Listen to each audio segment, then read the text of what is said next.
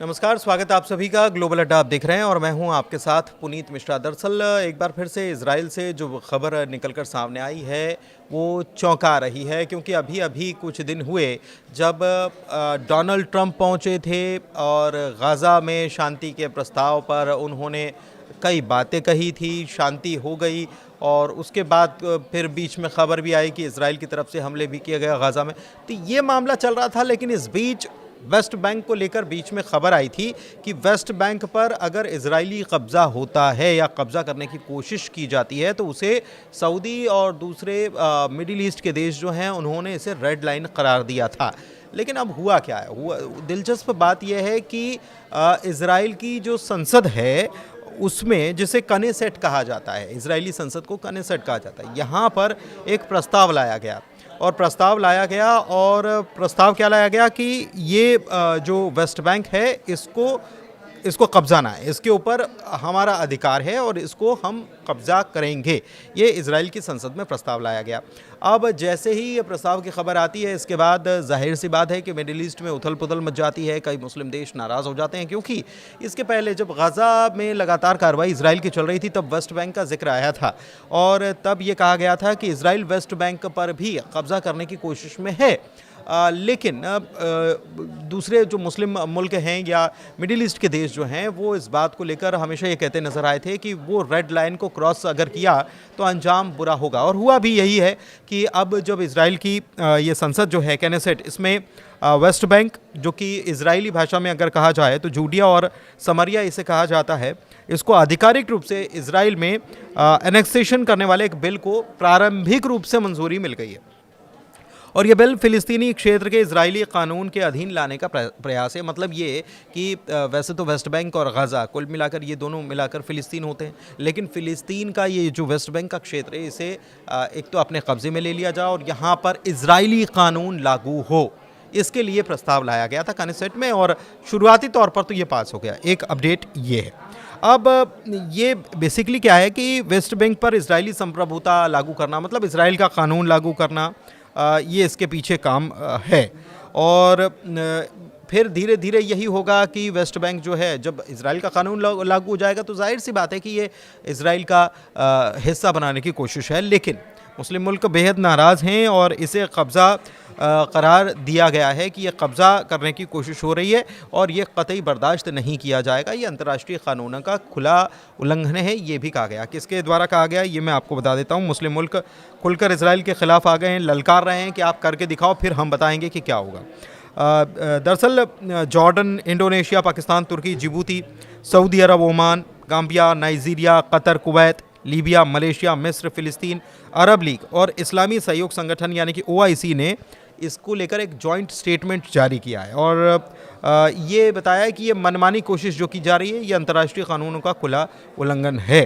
और सवाल ये है कि पाकिस्तान का क्या कहना है, तो पाकिस्तान भी यही कह रहा है कि आप खुले तौर पर कानूनी रूप से कानून का उल्लंघन करने की कोशिश कर रहे हैं और ये कतई ठीक नहीं है। दिलचस्प बात क्या है? दिलचस्प बात यह है कि इजरायली संसद में ये जो प्रस्ताव लाया गया था ये नेतन्याहू की सरकार की तरफ से नहीं लाया गया है।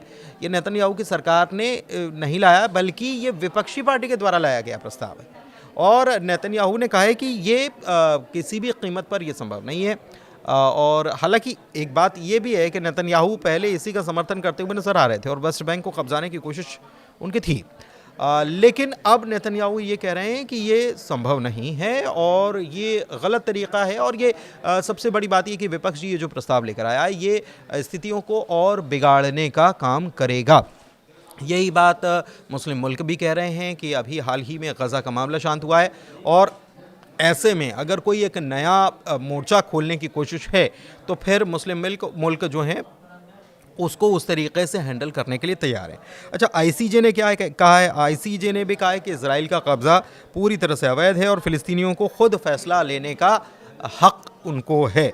अच्छा, एक बात और है कि 1967 में 6 दिनों का एक युद्ध चला था इजराइल और वेस्ट बैंक के दौरान यहाँ पर ये युद्ध चला था और यहाँ पर ये जो युद्ध चला था इजराइल इसे विवादित भूमि मानता है कि ये विवाद का सवाल है, क्योंकि ये इजराइल दावा करता है कि वेस्ट बैंक जब वो आए थे 1947-48 की बात कर रहे हैं, जब वो आए थे यहाँ पर, तो ये इसे वेस्ट बैंक के हिस्से को पसाने का काम इजराइल ने किया था, ये इजराइल की तरफ से दावा है।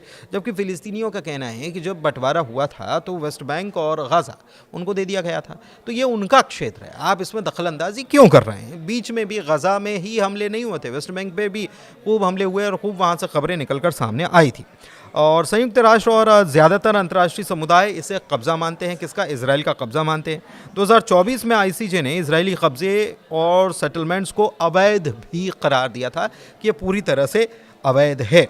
तो ये चीज़ें निकल कर सामने आ रही हैं। और दूसरी तरफ बेंयामिन नेतन्याहू की लिकुड पार्टी जो है उसने इसका विरोध किया है, लेकिन फिर भी विपक्ष के सांसद जो हैं इसको पास कराने में कामयाब हो गए। इजराइल में जो संसद है, वेस्ट बैंक में 3 लाख से ज़्यादा इजरायली सेटलर्स भी रहते हैं और ये इलाका फ़िलिस्तीनियों के लिए स्वतंत्र राज्य का हिस्सा ज़रूर है, जो कि हम आपको बता चुके हैं। मुस्लिम देशों ने क्या कहा है, उन्होंने कहा है कि इजराइल की ये जो वन साइडेड नीतियाँ हैं ये क्षेत्रीय सुरक्षा को, क्षेत्रीय शांति को खतरे में डाल रही हैं।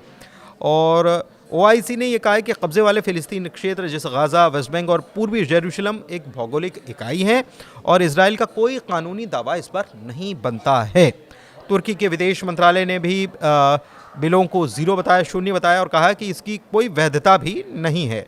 कतर ने कड़े शब्दों में इसकी निंदा की है।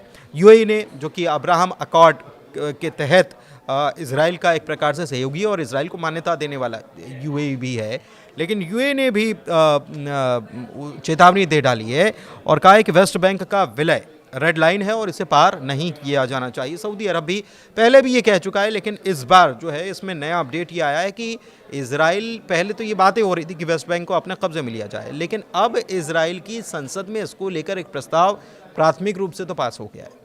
तो क्या ये टेंशन बढ़ाने वाला होगा, क्योंकि बेंयामिन नेतन्याहू की लिकुड पार्टी जो है वो भी इसका समर्थन तो नहीं कर रही है, लेकिन फिर भी पास हो गया है। तो क्या स्थितियां और बिगड़ेंगी या स्थितियां अभी प्रारंभिक दौर में हैं और शुरुआती दौर में ये सब चीज़ें चलती रहती हैं? आपको क्या लगता है? आप अपनी राय कमेंट के ज़रिए हमको ज़रूर दे सकते हैं। फिलहाल इस वीडियो में इतना ही, मुझे दीजिए इजाज़त। बहुत धन्यवाद।